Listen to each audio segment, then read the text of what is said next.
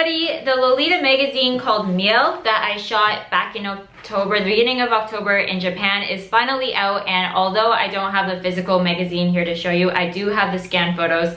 It is on the way to me in Hong Kong now, but I wanted to share it with you now because it just came out. First off, I want to just do a little bit of an explanation on what Lolita fashion is in case some of you guys don't know it. Basically, it's a fashion subculture that made a big movement in Japan in the 90s, and it's based on Victorian style clothing with a modest feminine touch. Some people have a misconception about Lolita fashion and link it to sexuality or pedophilia, and actually it's not like that at all. It's really modest because at minimum, the chest and shoulders have to be covered and the skirt lengths are always relatively long. Some say it originated in the 70s on the streets of Harajuku by women who wanted to rebel from society's expectations. Dressing Lolita takes a lot of time, which means that they would have less time available to search for husbands, which was the normal thing to do back then. Later, it was picked up by famous Japanese designers, musicians, and celebrities, which made it popular amongst the Japanese youth. When I arrived on set, I immediately noticed the gorgeous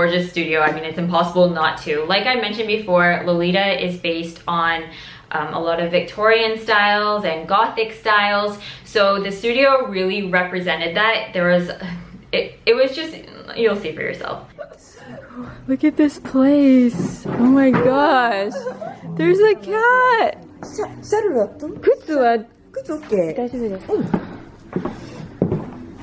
Oh my god, this place is amazing.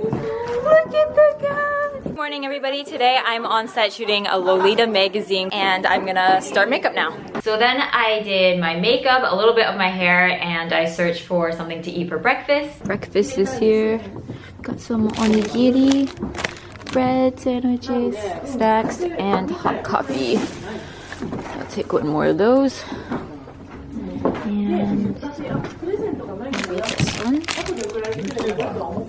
And then I got dressed and did my hair, and the whole thing is very, very time consuming. It's heavy. There's a lot of small details in it. So I really respect the dedication that people have to doing this regularly because it is a lot of hard work. But I guess they're doing it because it makes them happy and it's something that they love, and I'm all for that.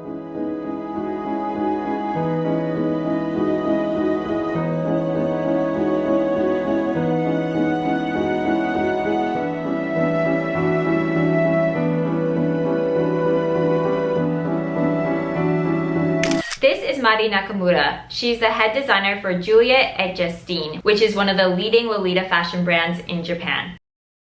It was so nice to be able to work with her in person because most often when you have photo shoots, you don't work with the designers directly a lot of the times. To be able to see the designer's face when I have it all on and knowing how much work and time goes into it, and then being able to be part of the experience to bring it all to life is just a really amazing feeling when they just look at you and they say like, oh yeah, that looks great, or that's cute, or like that fits exactly how it should. I don't know, I feel good as a model being part of that whole experience.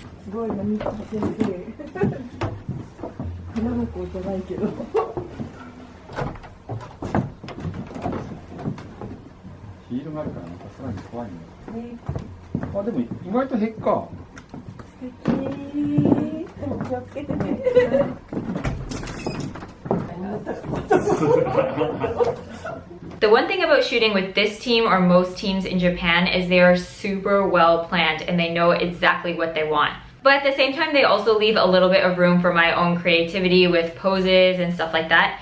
But they don't take a ton of pictures or change into a ton of outfits. Everything is very detailed, well done, and it's definitely quality over quantity. And the teams in Japan are always really encouraging and kind and positive, and they make you feel really comfortable and happy and confident as a model. And I think that's really important to make the job go smoothly and well. The real model today. そっぽ向かれた。あ、来た来た来た。ああ。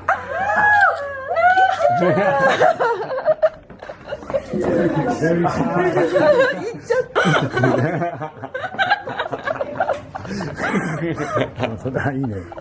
ミキの笑顔がまた。Here's the second dress. 動いた動いた。あ、動いた素敵。せーの。せーの。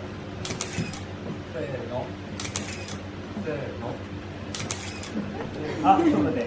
That's good. あー素敵。これ最後のやつが超飛んだ。素敵。よかった。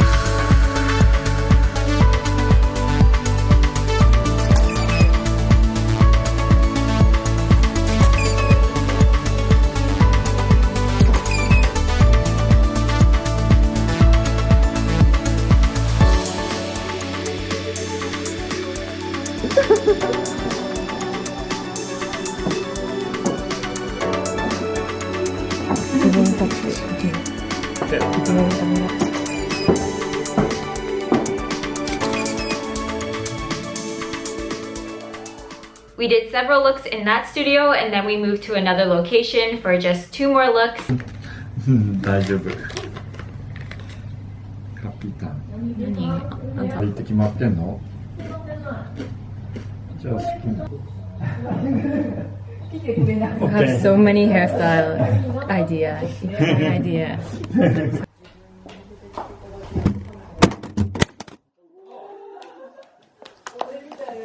And that is when my camera had its death. So that was the end of me filming the behind the scenes. They also took a photo of my outfit that day. And I thought that was a cool idea to kind of see the contrast of what it's like, you know, with everyone dressed up in these elaborate, gorgeous dresses versus what they actually wear in everyday life. Like that little touch. So this was the second time I worked with them and I always have a lot of fun doing this magazine because it's definitely something I wouldn't do on a regular basis. I never get the chance to wear these types of clothing. So I really enjoy it when I get the opportunity to do so. I hope you guys enjoyed this behind the scenes look at my photo shoot. Also today I put this hoodie up on eBay finally. It's for sale. I will link it below so you can check out the listing on eBay. And yeah, I will see you guys tomorrow with another video. Thanks for watching. Bye!